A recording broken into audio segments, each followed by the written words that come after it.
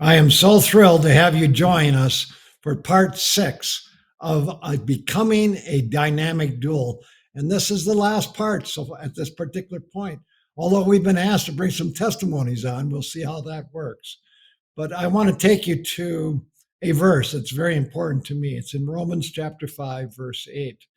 And while it's about God's extravagant love towards Jim Hohnberger, it's what God calls us to have towards our spouses. In other words, if God indwells us, if we allow God ourselves to be God governed instead of man managed, then we live the life of Christ in our marriages. And the text goes like this: God demonstrates his own love towards us in that while we were yet sinners, Christ died for us. So Jesus didn't look at Jim Hohnberger and say, Jim, when you get your life all straightened out, then I'll show you extravagant love. Jesus says, I'm going to show you extravagant love now to give you motivation to bring you into that love relationship with me. And that's what we are to do with our spouses. So we all have spouses. None of us are perfect. I'm not a perfect husband. My wife's not a perfect wife, but we sure are climbing that journey and going higher with it. And our love is so much greater than when we first got married. And it was great then. So God's saying, though, if you see a defect in your spouse, whether that's a small one or a huge one, you show your extravagant love to them now, because that gives them the motivation to come out of their defect, out of whatever that character flaw is in their life, to bring them higher. And it's your love, it's your dedication to them. It's that extravagance that you will go to them for them that shows them that they are important, that they are worth dying for, that motivates them to come higher. Isn't that beautiful? So, love is extravagant in 3 ways. And I want to go through 3 different categories of that extravagant love.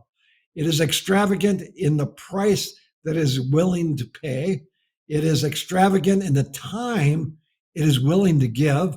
And it is extravagant in the sacrifice it is willing to enter into on your behalf. So let's go through those 3. Number 1. So what is the price of extravagant love? Well, and I'm going to be speaking from my own life too, so it's very much more personal. We'll give you some simple examples.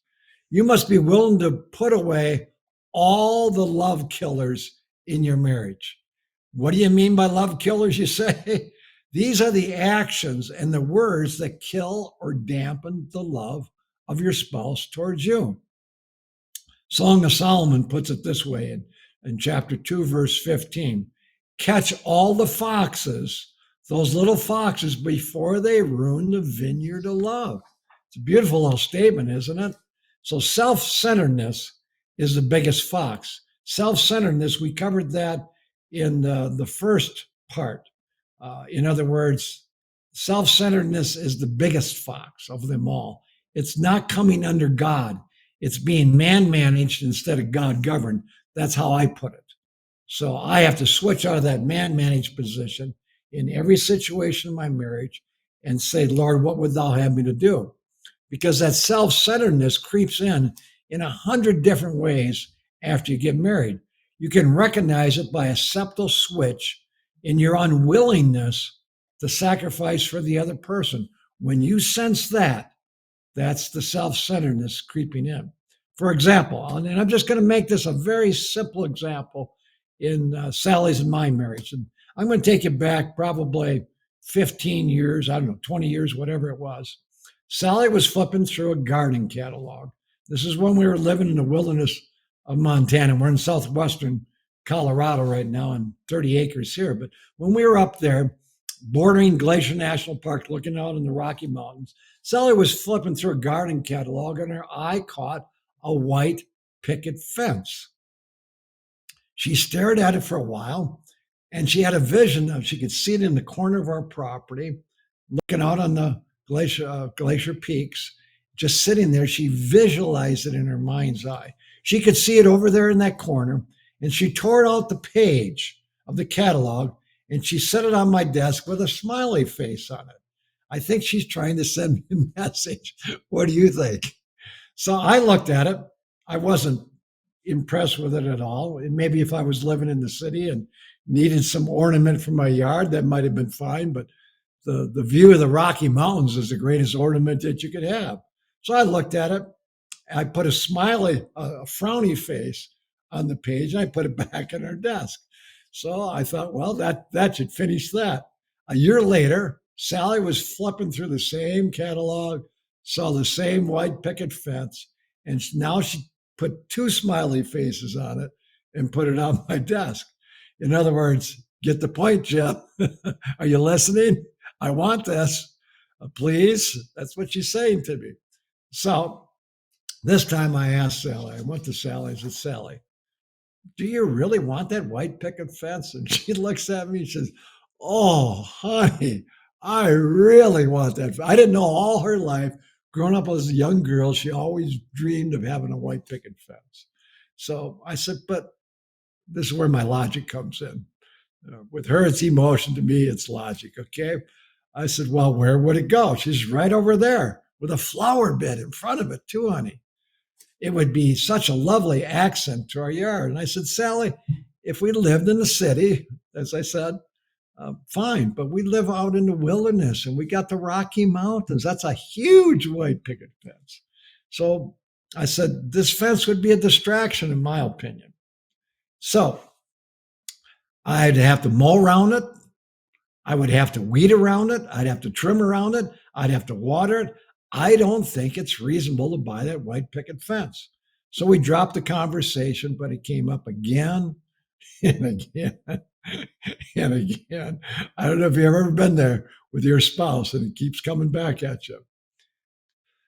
So Sally was beginning to lobby about the importance of her individuality. What a bargain price it would be, she'd say, dear. It fits into our budget, dear. I've always wanted a white picket fence, dear. And she did it in a very nice fashion. She always does. To me, it made no logical sense. Then one morning, when I was praying, just having quiet time with God, God intervened. You remember when in our first message, I talked about being God governed instead of man managed? Well, you're going to find out what I have to deal with now with a white picket fence. So in my thinking, God whispered to me, he says, Jim, is a white picket fence immoral? Well, no, it's not immoral, Lord. Would it strain your budget? No, Lord, it would not strain my budget. Is it so repulsive to you that you absolutely could not live with it? I was getting a sense of where this was going. I think you're getting a sense of where you've probably already made your decision before this little interview that I had with God. Does it violate any biblical principle, Jim? Well, I was reluctant to say this, but probably not. Then why don't you surrender what you think is common sense and logic and buy your wife her fence? Will I be God governed or am I going to be man managed? And you have to ask yourself that question. And a lot of these little foxes that come up in marriage, you really have to answer yourself. I had to put away my logic and I had to get myself into Sally's shoes and think the way she was thinking. God was helping me in this. So would I cling to my selfish opinion and not demonstrate extravagant love, or would I choose to treasure Sally above my opinion? Yes, I have liberty of opinion. I can still have the right opinion, but will I yield it? Because Sally's more important than my opinion. That little fox had to die so our love could actually grow. If there is something that is very important to your loved one and it doesn't violate biblical principle, I would suggest to you, you really consider doing it. So what is God saying to you right now? That's just a simple little example out of our marriage about 20 years ago, okay? But what is God saying to you? Is he bringing to your mind some love killer in your relationship? Because there's lots of love killers in relationship. And we need to slay those love killers. We need to put them away. We need to ask ourselves, Acts 9:6, Lord, what would thou have me to do? I was being man-managed in my dealing with Sally, using my logic, and I wasn't thinking about Sally's need for that simple little ornament in her front yard or our front yard. I'm sure it's not a white picket fence with you, but it's something because they come up in every marriage. So if you're being pressed right now, write it down, would you? God's probably trying to speak to you through this. So are you going to prioritize yourself or are you going to prioritize your spouse? That's the question we're asking. That fox might be communication. Maybe your weak area in your marriage is just communication, and it is in so many marriages. It might be finances. That's one of the biggest reasons for divorces today is mismanagement of the finances. It could be your attitude of, I can't or I won't. Sometimes it's not just the fact that you won't buy the white picket fence. It's just that you won't surrender your attitude, that becomes the thorn in the side. It could be some habit or lifestyle change or some irritation that really gets to you. I was just working with a couple this past week, a young couple, just been married like 3 years in their 20s. And he's very extroverted. She's very introverted. So when they go to a party, she tends to, as others have told him, she hangs on you too much. So he was siding with other people when they say, well, your wife just is clingy to you. And she doesn't like that when she sees her husband side with the other people that way. And maybe she is a little bit clingy because of her introvertedness.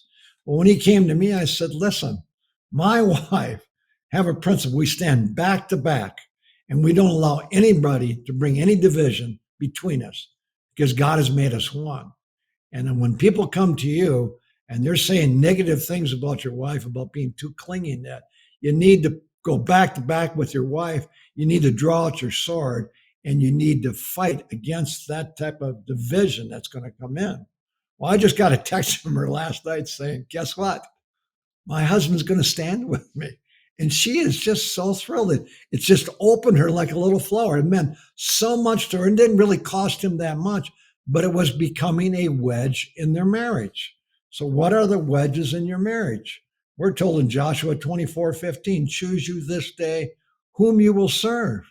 Yes, we serve God, so we always ask God, what do you have us to do? But then we have to ask ourselves, am I going to stand with my spouse or the people that are putting a wedge between us? Which one is it for you? So with that white picket fence, I picked up the little brochure she had, the little page she tore out, and I wrote on it, buy it, I love you, and I put a smiley face on it. And love won in our marriage is irresistible today, not because of a white picket fence, but because we're willing to live extravagant love even in the little things. Are you? Honestly now. Ask your wife to write down, or your husband to write down, what little fox or foxes bother you. If you got 10 of them, only write the top 2 or 3 down. It could be too much to swallow. And begin to address those little foxes. Get them out of your marriage. Today, at age 74, we've been married 50 years. There's no little foxes in our marriage. They're gone. It's beautiful. It's wonderful, but it costs you. You've got to be willing to address those foxes and not put it off for another day because that another day will never come. Number 2, love is extravagant in the time it is willing to give. Your marriage must be made a priority. There is an eroding process in this world that is real and is always draining us, and it comes in many forms. For me, in the past, it was the Green Bay Packers. I used to play football in high school. I was a left halfback. I really enjoyed football. After we were married, I was watching football on Sundays. Sally came to me one Saturday and said, honey, can we go for a walk and a talk tomorrow? That was Sunday. I said, no, honey, I watched the Green Bay Packers. And my wife wants to go for a talk, have some communication, walk hand in hand, share with me whatever's on her mind. Maybe there's a little fox that got in between us or something. I said, no. I said, we'll do it on Monday. So Sally comes to me on Monday. Well, we had Monday night football. What am I doing, guys? Is a football more important than my wife's communication with me? And that was a constant in our marriage. That fox, that little fox of sports, even though I enjoyed football and that, is that really more important than my wife? If you put that in a scale, and you weigh them, in my marriage, football was outweighing my wife, and she knew it. She knew it. So she was testing me. So I learned to say, no. If you want to do it on Sunday, football doesn't have a hold over me. It doesn't have power over me anymore, over my top priority, which is my wife. And football's way, way down on the list. But for most men, it's above their wife. It's above their children. And they recognize that. What is God saying to you right now? Are you going to come under God? Are you going to get rid of some of those foxes? And I'm not telling you to get rid of football. I'm just giving that as an illustration in my life. God may be telling you that. I'm not the junior Holy Spirit. It's up to God to tell you what those foxes are. I'm just sharing you from my example. So when we moved to the mountains of Montana, we started what we called swing time. And our younger son had built a little swing, and he hung it between two trees. I told my wife, every day, I'll give you swing time. And that in our time scale, that was at noon. So every noon from 12 to 12:30, that was Sally's time. She could sit on the little swing and she could toot, toot, toot, toot, toot, toot, toot, and she could talk. And I went to interrupt her, and that was her time.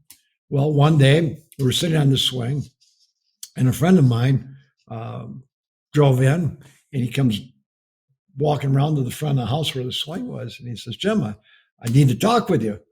And I looked at my watch. I said, well, it's 12:10. I said, I have some swing time with my wife. I'll be done at 12:30. You can go into the house, get a glass of water, and I'll be with you then. And he looks at me like, hey, I'm here. You're going to make me wait 20 minutes? And I looked at my friend and I said, listen, you're a businessman. If you have a client in your office and another client comes in unexpected, do you cancel that present client and put the other one before him? No. He looked at me and says, I've heard you preach this before, but now I'm on the receiving end of it. So he went into the house. Then he comes to the front picture window. He's got a glass of water. He's just looking at me, like shaking his head like, you actually live this? You're actually going to turn down time with me for your wife? Yes, that's right. Because you must master your time with each other, because the devil's going to steal it. No matter what it is. It could be a friend showing up. It could be church work. It could be whatever. The devil will erode your top priorities. So you have to decide good, better, and best. What's best? Well, it's best that I have communication with my wife and I give her the opportunity to share her day with me. And she so looks forward to that. She can just chat away, and she knows that unless it's an emergency, not that we wouldn't break it if there was an emergency, somebody breaks a leg or, there's a health crisis or whatever. But if it's not an emergency, you can go in the house and get a glass of water. I'm with my queen right now. And she knows that. That's extravagant love. It's not a big thing, but boy, it's a thorn in so many marriages. There are many things that take the place in our lives and steal away the priority of our spouse from us. For me, it was competitive sports, like I shared with you with football. It was the news. And that was more important to me listening to all that garbage that's going on in the world than it was with my wife. A lot of people today, it's the internet. It could be their TV programs, mindless phone calls, emails, texts, social media. I remember when Canadian Union College called me and they wanted me to put on a weekend series for all the students up there. And then the head psychologist at the college said, Jim, in all the messages you're going to deliver to the students, the college students, we want you to speak on social media. And at that particular point in my life, I'd never been on social media. I didn't really know what Facebook was or anything of that nature. And I said, why do you want me to speak on it? And they said, because it's destroying our students' lives. I said, really? So I went to a friend that I knew that was on Facebook. I said, can I use your Facebook account? And I took a yellow pad of paper and a pen. I spent the whole day on social media. And I used that person's account and I started writing down what was happening to me through it. When I got done with it, I thought, I've got to call some people that are on social media, ask them some questions. Because if I go before college students and I deliver a message, they can spot a phony a mile away. I got to make sure I know what I'm talking about. So I called this one gal, and very, very Christian, upright, and I knew she would tell me the truth. So I called her and I said, Elizabeth, I said, I was on social media and I went from this friend's account to your account. And I said, I noticed you have 386 friends. She said, oh, yes, I do. And I said, well, that's good. I said, can I ask you some questions? She says, well, what are you going to ask me? I said, well, does that really matter? Are you going to be truthful with me? I need to know some answers. So I asked her some questions. I said, so when do you go on your social media? Well, Mr. Hohnberger, I don't want to answer that. I said, well, I need to know so I know how to respond to these college students. Well, the first thing when I get up in the morning, I said, the first thing before you even go to God? Yes. I said, well, when do you do this? She said, well, I get my computer and I sit in the uh, lazy boy chair that we have. And I said, well, what do you do? What do you look for? What are you doing on it? Do I have to tell you, Mr. Hohnberger? I said, no, you don't have to tell me, but I need to know these things because I'm not on social media. I am now. I have a Facebook account and I post a spiritual message every 2 weeks. That's all I'm on Facebook for. She said, well, I look up my old boyfriends. I said, what? Aren't you married? She said, well, yes. I said, why are you looking up your old boyfriend? She said, well, I want to see how miserable they are. I said, what? So anyways, the bottom line was she's typical of misplaced priorities. What are we doing, folks? What is God saying to you right now? And I know so many people that go through unprofitable social obligations, but they go through them. They have church responsibilities that end in nothing. Nothing changes. They've been there 10, 20 years doing the same thing and nobody changes. Or they have ministry obligations that change no one. What are we doing? Too much worldly success. That was in my life. I had to cut the success down so I could spend more time with my queen. So I analyzed my life, my time, and my priorities. And I came up with this. It's on our website. If you go to my website, you'll see the list of my priorities. And they are, number one, I must have oneness with God every day of my life.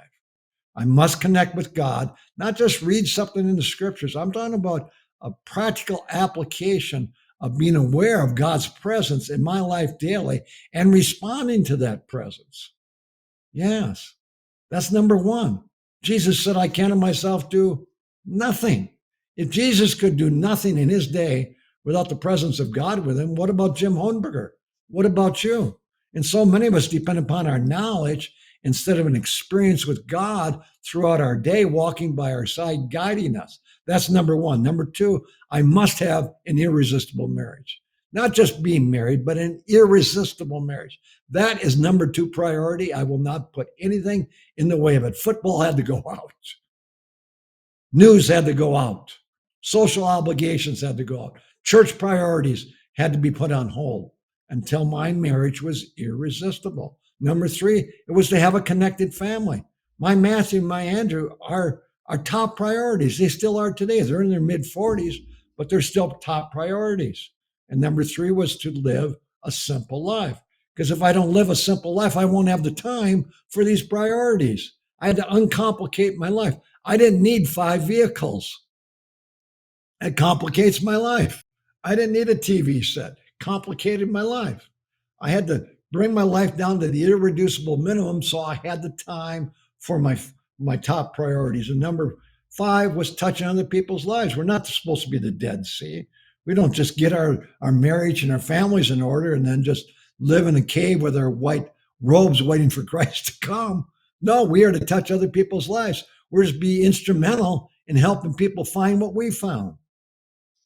And so when I wrote out our priorities, that gives me deciding power. It allows me to know what's worthy of my time, my attention, my energy, and my talent. And it allows me to say no to things. I work with a lot of people now, one-on-one. Had this young man out. He's in his mid 30s. And the thorn in his marriage was when he comes at home, he's into all these gaming things. I've never been on them. I've never played them. But his wife says he spends hours. He'll even skip eating, won't spend any time with his wife. The thorn in their marriage was all this gaming. And I worked with him probably 2 years, and he never put it away. And I finally said to him on one of my hikes, I said, when we get in the car, we're going to drive to your home. We're going to get your gaming devices. We're going to take them to my home. We're going to put them in my wheelbarrow. I'm going to give you a sledgehammer, and you're going to destroy that stuff. The Bible says make no provision for sin. And it was an idol to him. Yes. So he says, you're serious? I said, yes, I'm serious. We've been talking about this for 2 years in your marriage, and it's still a thorn. It's about time we take action and get rid of that thorn, get rid of that fox in your marriage. Those games are mindless games. They destroy your mind, they destroy your spirituality, and they're destroying your marriage. So I said, if you're not strong enough, then I'm going to aid you.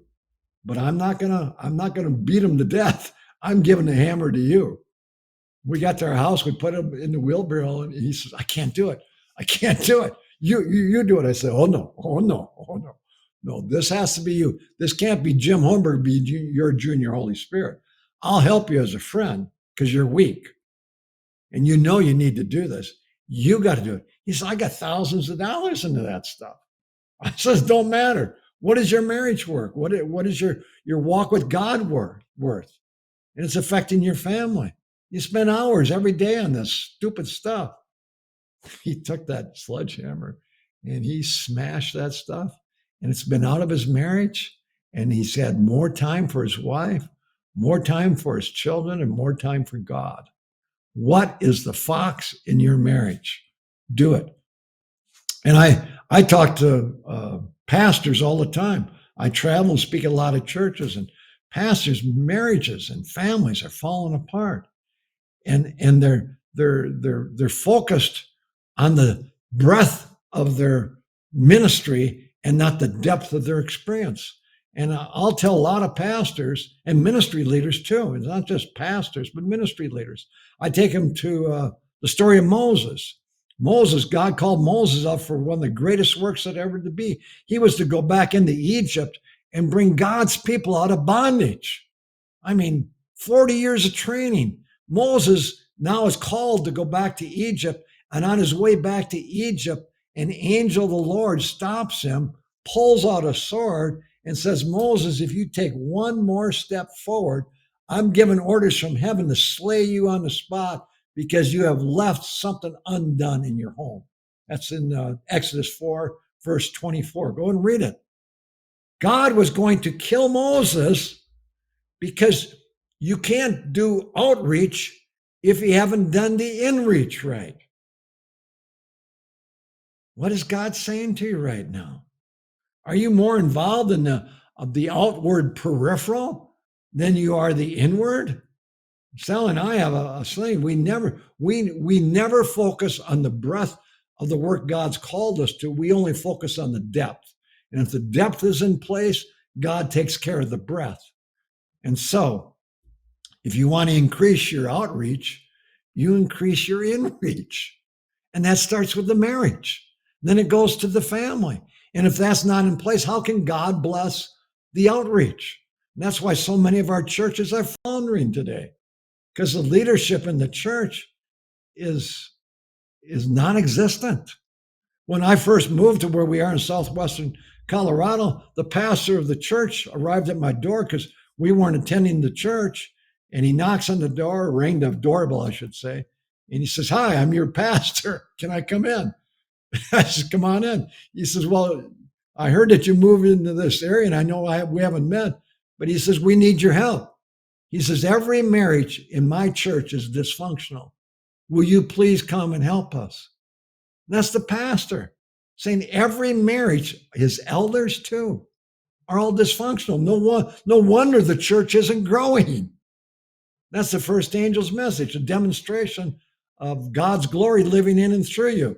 So I eliminated all the good in my life so I can focus on the best. And the best is having daily oneness with God in and through my day, having an irresistible marriage, having a connected family, living a simple life, and then reaching out to other people. And I have a much fuller and richer marriage today because of that. And you know something? I don't know anybody feels sorry for me because I don't have one of those little gaming devices, because I'm not watching the Green Bay Packers on football on Sunday. I don't know anybody feels sorry for me because I'm in love at age 74, but there's a price. Are you willing to pay the price? You got to get rid of those foxes. You got to give time to it. Number 3, extravagant love is measured by the sacrifice you're willing to enter into. God's principle calls us to focus on our spouse. God focuses on me every day. And if God focuses on me and I'm going to become married to Christ, are we not to follow the pattern? There's times in our marriages that our wife's duties are overwhelming. And I see my wife, because we're involved in ministry and we're involved in hundreds of people's lives around the world, it can be consuming. And sometimes my wife's time is very consuming. And God will call me, he'll whisper to me, "Jim, pick up the iron. Help her with the laundry. Make the bed this morning for her. She's tired. Clean the kitchen after she's done canning or while she's doing the canning. Help her out in your organic garden. Help her weed, help her plant, help her, whatever it is. Relieve her duties. Whatever it takes, do it." What's God saying to you? She was important to me when I was courting her. I'd do anything then. I'd swim the biggest ocean. I'd climb the highest mountain, sacrifice for her. And I'm not going to do it after I'm married to her? That's sick. Yeah, that's a lost love. That's not extravagant love, if that's where you are. When my wife sees me sacrifice in that way for her, even in the little things, a lot of the stuff that I share with you, they're not big things, they're little things. When she sees me do, that knits her heart to mine. So what is God asking you to do to knit your heart to your spouse's heart? Do it. That's a priority over the Lord's work, over football, over gaming, whatever it is that gets in the way. To me, it comes right underneath my connection with God. It's that serious. So my Sally sacrifices for me too in many different ways. She skydives with me. I always wanted to skydive. So we took a plane up to 15,000 feet. Here's my simple Sally. She doesn't want to skydive, but she jumps out of the plane 15,000 feet and she skydives with me. She scuba dives with me. I always wanted to scuba dive with a shark. She's down there with a big hammerhead shark with me at 125 feet below the surface. Yeah, that's my Sally. Is that her skill set? No. She also canoes with me. I like to explore up in the Quetico up in Canada, wilderness area, canoe area. And I love to go up there in May and we just canoe around. She comes with me. She explores with me. She backpacks with me. Sally is active in all my interests, not because she's naturally drawn to them, but because it's important to me. That's what it means when God says, "And the two shall become one." So if it's important to me, if she likes me to go shopping with, I hate shopping. I hate it. But she likes me to go shop because she wants my opinion on a dress or something that she's going to buy. She wants me to go 2 thumbs up or thumbs like this or thumbs down like that because she wants to please me. I get bored shopping, but I'll go with her because it's important to her. Truly, we are to sacrifice these little foxes for our spouses, and that keeps love alive. It speaks louder than our words. I can remember when a friend of mine came to pick me up and he dropped his wife off at my house. They were in the house and him and I were going to go away for the day. And his wife wanted to spend the day with my wife. And so when we were walking through the kitchen, the girls were there and I just gave up, which is typical for me. I go up to my wife and put my arms out and give her a great big hug and give her a real nice smooch right on the old lips, and I tell her I love her and then I leave. That's just standard fare for us. So we're leaving. I go up to Sally, give her the big hug and big smooch and tell her I love her. And I start walking on and I watch my buddy and his wife is standing right next to my wife. And she's like, just kind of like, am I going to, come on, my turn. And he just walks by her, says, love you, and walks out with me. And on the way out to the car, we get in the car. I'm thinking, if I was her and all he says to me is love you, that's it. No hug, no kiss, nothing. I'd be hurting. I'd be wounded. So I had prayer, which I always do before we leave, with him. And the Lord was saying, listen, buddy, we're going to do a do-over. And I looked at him and I said that. He says, what's a do-over? I says, you got it all wrong, buddy. You can't go out into your day having your wife's spirit wounded. I said, did you see the look on your wife's face after I gave my wife a hug and a kiss and told her I loved her? And you just walk right by her? What's going on in her heart? Her heart's more important than what you and I are going to do today. Now, we're going to do a do-over. Now, you don't have to do this, but we're going to go back in there. And because you are so lame at loving your wife, all you got to do is follow me. Okay, he said, okay. He was a little reluctant, but he said, okay. So I went back in there and the girls of luck, we walked in the kitchen. I said, honey, come here. Sally comes over and I take her and I bend her over, real romantic like, and she's laying in my arms now and I give her a great big kiss. And I said, I love you. I stand her back up and I look at my buddy like, all right, come on, buddy. Now it's your turn. And he did it. His wife, that closed shoulders she had and that sad look she had on her face, after he got done bending her over in a real romantic pose, if you will, telling her he loved her and standing her back up. I mean, she was like a candle that was lit. Yeah. And what does it cost him? Love ya versus really letting her know you are important to me. That's sacrifice. That's what God did on Calvary to me. He didn't say love you. He bent over and he showed his love for me. He sacrificed everything for me.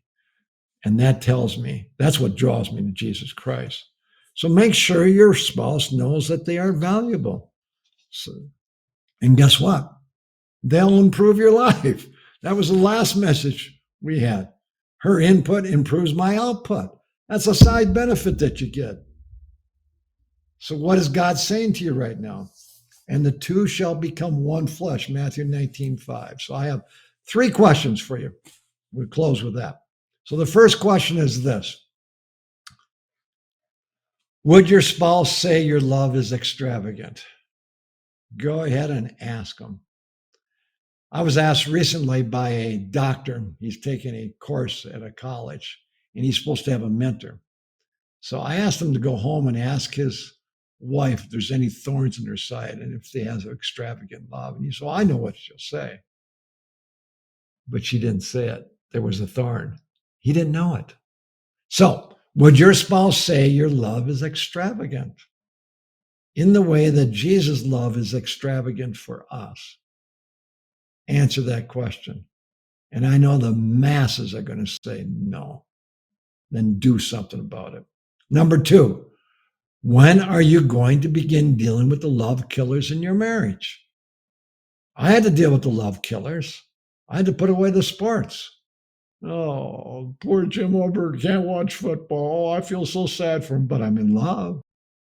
There's nothing, no thorns in my marriage. Which one is better? What are the foxes in your marriage? I'm not telling you what you have to do. I'm just sharing from my experience. So when are you going to deal with those love killers in your marriage? You know they're there. God's grace is there. His presence is with you. He'll enable you. He's speaking to you. So you're going to be God governed or man managed. That was the first message. Number 3, what sacrifice is God asking you to enter into? Yeah, pay it. My friend, he had to get rid of his gaming things. He said he had thousands of dollars in that stuff. So what? Poor substitute for the marriage, isn't it? So what sacrifice is God asking you to make?